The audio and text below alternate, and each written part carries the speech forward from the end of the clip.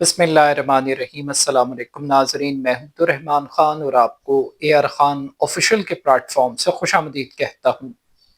नाजरीन, अमरीका और ईरान के दरमियान मुफाहमती यादाश्त पर दस्तखत के बाद अब अमरीका और इसराइल के दरमियान जंग छिड़ गई है। इस जंग की असल वजूहात हैं क्या? क्या अमरीका ने इसराइल से अपनी राहें जुदा कर ली हैं?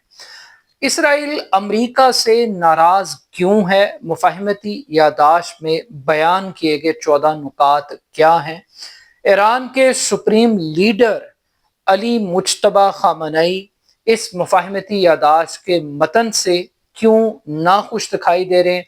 आज के इस व्लॉग में हम 14 नुकात का जायजा लेंगे और अमरीका और इसराइल के दरमियान बढ़ती हुई कशीदगी पर बात करेंगे। मीडिया रिपोर्ट्स के मुताबिक अमरीकी सदर डोनाल्ड ट्रंप, ईरान के सदर और पाकिस्तान के वजीर आजम ने मुफाहमती यादाश्त पर इलेक्ट्रॉनिक दस्तखत कर दिए हैं। अमरीकी सदर ने फ्रांस में एक डाइनिंग टेबल की सीट पर बैठकर इस पूरे मुफाहमती यादाश्त पर दस्तखत किए। इंटरेस्टिंग बात यह थी कि ये तो मुफाहमती यादाश्त है, ये फारसी जुबान में थी जिस पर अमरीकी सदर दस्तखत कर रहे थे। इस दस्तखत की तकरीब के बाद तवक्को ये की जा रही थी कि 19 जून को स्विट्जरलैंड के शहर में अमरीका, ईरान और पाकिस्तान की मेज़बानी में एक और इजलास होगा और वहां पर बाकायदा तौर पर एक तकरीब के जरिए यही दस्तखत दोहराए जाएंगे। मगर फिर अचानक ये खबर आई कि इस मुलाकात को मौखर कर दिया गया है और अब किसी भी किस्म की कोई तकरीब नहीं होगी। लेकिन तवक्को ये की जा रही थी कि शायद कोई तकनीकी मुज़ाकरात का आगाज स्विट्जरलैंड से होगा, लेकिन ऐसी भी अभी तक कोई रिपोर्ट सामने नहीं आई। जैसे ही इस मुफाहमती यादाश्त पर अमरीकी सदर डोनाल्ड ट्रंप ने दस्तखत किए, वैसे ही इसराइली वज़रा की जानिब से अमरीकी सदर डोनाल्ड ट्रंप पर हमलों का एक तवील सिलसिला शुरू हो गया। इसराइली वज़रा ये कहते हुए सुनाई दिए कि उनका इस मुआहदे के साथ कोई ताल्लुक नहीं है, वो इस मुआहदे में बयान की गई शराइत के पाबंद नहीं है। बाज़ वज़रा ने अमरीकी सदर के इस इक़दाम को हमाकत, बुज़दिली, कमज़ोरी, नाहिली, नलायकी और खौफ की अलामत करार दिया। मगर अमरीकी सदर डोनाल्ड ट्रंप ये समझते हैं कि वो तमाम कुव्वतें जो इस मुआहदे की मुखालफत कर रही हैं, दर हकीकत वो अहमक लोग हैं। ये तनकीद सिर्फ तनकीद नहीं रही, बल्कि मामला इस हद तक आगे बढ़ गया कि अमेरिका के नायब सदर डोनाल्ड ट्रंप को मैदान में उतरना पड़ा और जेडी वेंस ने वो गुफ्तगू की जो शायद आज तक किसी ने इसराइली वज़रा से इस लहजे में और इन अल्फाज के साथ कभी उनको मुखातिब नहीं किया होगा। जेडी वेंस ने वाज़े तौर पर यह कहा कि इसराइलियों को जागना चाहिए और उन्हें इस बात को समझना चाहिए कि पूरी दुनिया में अगर कोई इसराइल का वाहिद हमदर्द है तो वो अमरीकी सदर डोनाल्ड ट्रंप हैं। उन्होंने कहा कि इस 4 माह की जंग के दौरान जितना भी असलहा इस्तेमाल किया गया है उसमें से 2/3 असलहा अमरीकी शहरियों के हाथों से तैयार किया गया है।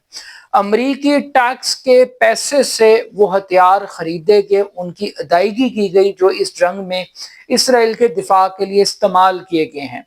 उन्होंने ये कहा कि जो लोग अमेरिका की और अमरीकी सदर डोनाल्ड ट्रंप की मुखालफत कर रहे हैं उनको इस बात को समझना चाहिए कि इसराइल छोटा मुल्क है, 90 लाख लोगों का मुल्क है और आप कौमी सलामती के नाम पर मार धाड़ नहीं कर सकते। हर वक्त आप एक जंग से सलूशन नहीं निकाल सकते। उन्होंने एक सवाल भी छोड़ा, उन्होंने कहा कि ये बता दें कि आपके पास सलूशन क्या है, आपकी तजवीज क्या है, क्या होना चाहिए या क्या हो सकता है।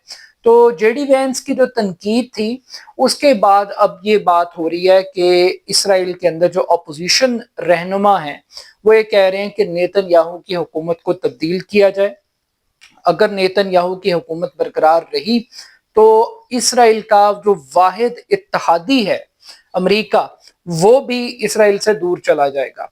اب یہاں پر اس بات کو انڈرسٹینڈ کرنا بہت ضروری ہے کہ ایران نے کیا کچھ فتح کیا ہے۔ ایران نے سب سے بڑی فتح اس معاہدے کے ذریعے یہ سمیٹی ہے کہ دشمن کی صفوں میں دراڑ پیدا کر دی ہے، امریکہ اور اسرائیل کو جدا کر دیا ہے اور اسرائیل کو تنہا کر دیا ہے۔ اسرائیل کی جو سب سے بڑی سپورٹ تھی، جو وینٹیلیٹر اسرائیل کو لگا ہوا تھا، ایران نے اس معاہدے کے ذریعے اس کو ہٹا دیا ہے۔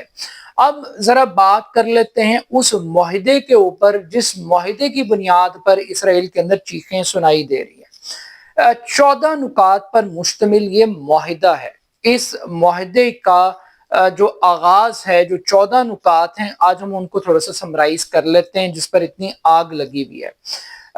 امریکی صدر کے دستخط کے بعد ایرانی صدر یہ سمجھتے ہیں، یا ایران کی قیادت یہ سمجھتی ہے کہ انہوں نے قومی مفادات کا تحفظ کیا ہے، انہوں نے کسی بھی چیز کا، عزت اور غیرت کا کوئی سودا نہیں کیا، اور ایران کی قیادت یہ بھی سمجھتی ہے کہ میدان جنگ میں جو کامیابی انہوں نے حاصل کی تھی، اس معاہدے کے ذریعے جو کامیابی حاصل کی ہے وہ اس سے کئی گنا زیادہ ہے۔ یعنی کہ سفارتکاری کی جو میز ہے وہاں پر انہوں نے ایک بڑی وکٹری حاصل کی ہے۔ اب یہ جو وکٹری ہے یہ کیا ہے؟ امریکہ نے اس بات پر اتفاق کیا ہے، دونوں ملکوں نے، کہ وہ ایک دوسرے کی جو خود مختاری ہے، سالمیت ہے، ایک دوسرے کے جو اندرونی معاملات ہیں ان میں مداخلت نہیں کریں گے۔ اس بات کا ایک وعدہ کیا گیا ہے، اور اس کا مطلب یہ ہے کہ کل کو امریکہ جس کو رجیم چینج کرنے کا دورہ پڑ جاتا ہے، جس کو ایران کے اندر انسانی حقوق کی یاد آ جاتے ہیں، امریکہ اب انٹرفیئر نہیں کرے گا۔ دوسری امپورٹنٹ بات یہ ہے کہ تمام محاذوں کے اوپر جنگ بندی ہوگی، انکلوڈنگ لبنان، اور لبنان کے اندر آج بھی اسرائیل کی جانب سے حملوں کا سلسلہ جاری ہے، اور اس کا رزلٹ یہ آیا ہے کہ ایران کا جو وفد سوئٹزرلینڈ جانا چاہتا تھا، کالیباف اور جو ان کے عراقچی، ان کے وزیر خارجہ ہیں، ان کی قیادت میں اس دورے کو ملتوی کر دیا گیا ان حملوں کی وجہ سے۔ تو تمام محاذوں کے اوپر جنگ بندی ہوگی، سیز فائر ہوگا۔ تیسرا نقطہ بہت امپورٹنٹ ہے۔ یہ جو نقطہ ہے اس کا تعلق معیشت کے ساتھ ہے اور اکنامک وار کے ساتھ ہے۔ ایران کا ایک مطالبہ رہا ہے کہ ایران کو ہر جانہ پے کیا جائے، ایران کا جو نقصان کیا گیا ہے اس نقصان کو بھرا جائے۔ تو اس مقصد کے لیے امریکہ اور امریکہ کے علاقائی اتحادی 300 ارب ڈالر کا ایک فنڈ مختص کریں گے، اور اس فنڈ کے ذریعے ایران کے اندر سرمایہ کاری کی جائے گی۔ اگرچہ پہلے امریکی صدر کی جانب سے اس کو ایک فیک نیوز قرار دیا گیا، جے ڈی وینس نے کہا کہ امریکہ کی ایک سنگل پینی بھی ہم ایران کو نہیں دیں گے، لیکن اگر آپ معاہدے کو پڑھیں تو اس میں واضح طور پر یہ بات لکھی ہوئی ہے کہ امریکہ اور اس کے اتحادی مل کر 300 ارب ڈالر کی رقم وہ مختص کریں گے ایران کی تعمیر نو کے لیے، سرمایہ کاری کی فارم میں، اور اس کے لیے ورکنگ کی جائے گی۔ اس کے بعد جو سب سے اہم ترین مرحلہ جس کو ہتھیار کے طور پر ایران نے استعمال کیا وہ آبنہ ہرمز ہے۔ آبنہ ہرمز کے حوالے سے اس بات پر اتفاق رائے کیا گیا کہ 60 دن کے لیے آبنہ ہرمز کو مکمل طور پر کھول دیا گیا ہے ایران اور امریکہ دونوں کی جانب سے۔ لیکن ایران کا ایک مطالبہ یہ تھا کہ جو آبنہ ہرمز ہے اس پر اب ٹول ٹیکس وصول کیا جائے گا، اور یہ ایران کا حق ہے کہ ایران اس سے پیسے کمائے۔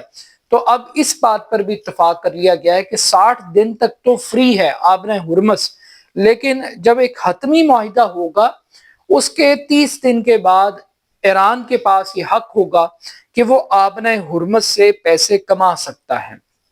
پھر اسی طریقے سے جو ایٹمی ہتھیاروں کی بات ہے اس حوالے سے اس بات پر اتفاق کیا گیا ہے کہ ایک فریم ورک تیار کیا جائے گا، 60 دن کے لیے تفصیلی بات کی جائے گی، اور کچھ ٹی او آرز طے کیے جائیں گے جس میں سے یورینیم کی افسردگی اور جو عالمی توانائی ایجنسی ہے اس کی نگرانی کے اندر ایک میکنزم ڈیولپ کیا جائے گا، جس کے ذریعے اس معاملے کو سارٹ آؤٹ کیا جائے گا، لیکن اس کو ایک سیکنڈ سٹیپ کے طور پر رکھا گیا ہے۔ تو لیکن جو ایران کی میزائل ٹیکنالوجی کی بات تھی اس سے بھی امریکہ دستبردار ہو گیا ہے۔ پھر ایک بڑا میٹر یہ تھا کہ ایران کے جو منجمد اثاثے ہیں ان کی بحالی کی ایک بڑی بات کی جا رہی تھی ایران کی جانب سے۔ آن پیپر اس بات کو امریکہ نے ایڈمٹ کیا ہے کہ اگر ایک حتمی معاہدہ ہو جاتا ہے تو ایران کے جو منجمد اثاثے ہیں ان کو مکمل طور پر یا جزوی طور پر بحال کر دیا جائے گا۔ تو یہ بھی ایران کے لیے ایک بڑی خوش آئند بات ہے۔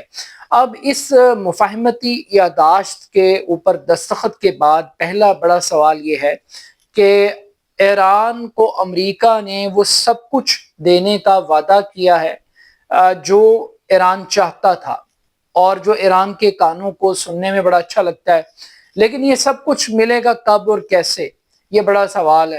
اور یہ جو کیسے ہے اس تک پہنچنے کے لیے ایران کو کیا کچھ کرنا پڑے گا اگر حتمی معاہدہ نہیں ہوتا 60 دن کے اندر یا اس سے زیادہ ٹائم پیریڈ کے اندر، تو یہ سب باتیں کینسل، ایک نقطہ۔ دوسری بات یہ ہے کہ امریکہ کو بھی 60 دن کا انتظار کرنا پڑے گا اس چیز کو حاصل کرنے کے لیے جس کے لیے انہوں نے ایران کو اتنا کچھ دینے کا اعلان کیا۔ ایران کو کچھ ملے گا یا نہیں ملے گا، لیکن پریکٹیکلی آن پیپر کاغذوں میں ایران نے وہ سب کچھ حاصل کر لیا ہے جو شاید وہ جنگ کے ذریعے بھی میدان جنگ میں حاصل نہیں کر سکتا تھا۔ تو یہ ایک بات بڑی اسٹیبلش ہے۔ اس کے ساتھ ساتھ ایک اور بات بھی بڑی ایران کا ایک مطالبہ تھا، وہ یہ تھا کہ امریکی فوجوں کا خطے سے انخلا۔ وہ یہ کہتے ہیں کہ اگر ایک حتمی معاہدہ ہو جاتا ہے 60 دن میں تو 30 دن کے اندر اندر امریکہ اپنی فوجوں کو اس جنگ سے پہلے کی پوزیشن پہ واپس لے جائے گا، یعنی جو ایران کو گھیرا ڈالا ہوا تھا وہ گھیرا بھی ختم ہو جائے گا۔ اب اس معاہدے پر صرف اسرائیل کو تکلیف یا شکایت نہیں ہے، صرف امریکہ کے اندر ٹرمپ کو تنقید نہیں کی جا رہی، بلکہ ایران کے جو سپریم لیڈر ہیں علی مجتبی خامنئی، ان کا جو بیان پڑھ کر سنایا گیا ہے اس میں بھی اس بات کو کہا گیا ہے کہ ان کا نقطہ نظر اس معاہدے کو تسلیم کرنے کے حوالے سے مختلف تھا، یعنی وہ اس مفاہمتی یادداشت کے حامی نہیں تھے، مگر انہوں نے ایرانی صدر کی جو گزارشات ہیں اور ان کی جو یقین دہانی ہے اس کو تسلیم کیا، یعنی انہوں نے دوسرے نقطہ نظر کو تسلیم کر لیا، بہرحال انہوں نے اپنی رائے کو چھپایا نہیں ہے۔ تو بہت سارے اف اینڈ بٹس موجود ہیں، بہت ساری شکوک و شبہات موجود ہیں، لیکن دیکھتے ہیں کہ پریکٹیکلی اس کی آؤٹ کم کیا نکلتی ہے۔ بہرحال ابھی تک تو لگ یہ رہا ہے کہ امریکہ اور ایران کی جنگ تو ختم ہو گئی ہے، لیکن امریکہ اور اسرائیل کی جنگ چھڑ گئی ہے۔ اب اس جنگ کا اختتام کب، کیسے اور کس طریقے سے ہوگا یہ آنے والا وقت ہی بتائے گا۔ اپنا فیڈ بیک مجھے ضرور دیجیے گا۔ میرے YouTube channel AR Khan official کو ضرور سبسکرائب کیجیے گا۔ بہت شکریہ، اللہ حافظ۔